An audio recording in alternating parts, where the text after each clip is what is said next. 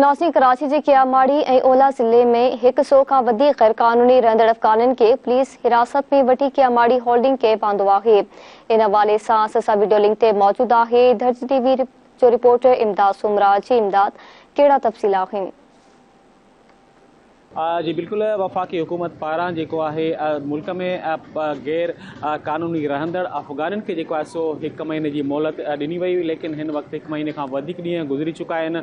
असां हिन वक़्तु जेको आहे सो कराची जे ज़िले कियामाड़ी में पिणु मौजूदु आहियूं, जिते हिते हिन गैर कानूनी पनाहगीर जेके अफ़गान मुहाजिरिन जेके उन्हनि खे हिते रहण जे लाइ बंदोबस्तु कया, उते असां पिणु मौजूदु आहियूं। हिन वक़्तु कराची जे केतिरनि ज़िलनि में जेको आहे हिन वक़्तु गैर कानूनी रहंदड़ अफ़गान मुहाजिरिन ख़िलाफ़ जेको आहे सो ऑपरेशन कयो पियो वञे।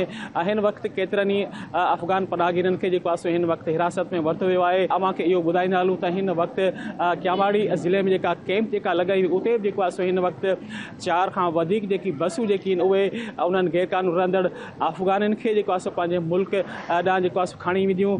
इहो ॿुधाए पियो वञे त अॼु हिन कियामाड़ी ज़िले में जेका कैंप लॻाई हुई, उते जेको आहे सो हिन वक़्तु कुझु अफ़गान पनाहगीर जेकी आहिनि उन्हनि खे पुलिस जेको आहे सो हिरासत में वठी हिते तरसायो आहे। लेकिन हिन वक़्तु बि जेको आहे सो कराची जे केतिरनि ज़िलनि में जेको आहे सो गैर कानूनी रहंदड़ अफ़गान मुहाजिरिन ख़िलाफ़ जेको आहे सो पिणु ऑपरेशन पिणु जारी आहे। जी।